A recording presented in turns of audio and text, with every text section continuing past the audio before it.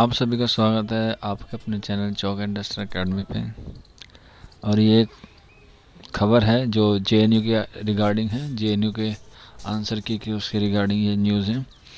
तो अभी रात में जब चेक की थी तो आंसर की अपलोड कर दी थी, लेकिन जैसे ही पता नहीं रात को ही कुछ देर के बाद अपलोड करने के बाद एनटीए ने वो आंसर की जो है वो रिमूव कर दिया और बच्चे कह रहे हैं कि उसमें इनवैलिड शो आ रहा है। हालांकि बच्चों के कमेंट भी आ रहे थे कि सर ज़्यादातर जो आंसर की हैं वो गलत आई हैं, सभी कोर्सेज़ की लगभग। तो पता नहीं क्यों उन्होंने रिमूव कर दी। हो सकता है कि उनसे गलत अपलोड हो गई हो, वो दोबारा अपलोड करेंगे। देखते हैं कि दोबारा जो अपलोड होती है आंसर की वो सही होती है या गलत होती है। हालांकि मैंने भी एक दो पेपर चेक किए तो मुझे भी कुछ डाउट लग रहा था, लेकिन मुझे लगा कि हो सकता है कि किसी के कोड में गलती हो या फिर किसी से सब्जेक्ट चूज़ करने में गलती हो गई हो।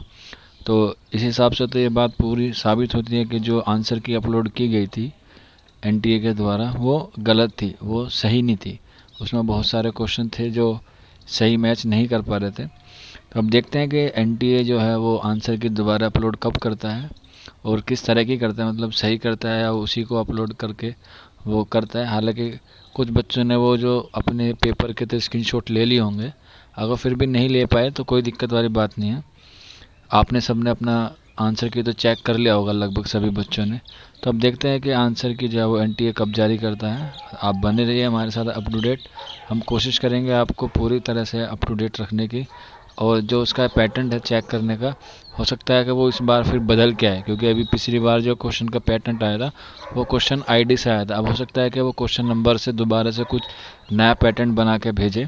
तो आप घबराए ना, उसका जो भी पैटर्न होगा वो मैं आपको पूरी कोशिश करूँगा बताने की। ठीक है, तो चलिए फिर मिलते हैं अगली वीडियो में। तब तक अपना ख्याल रखिए। शुक्रिया फॉर वॉचिंग दिस वीडियो।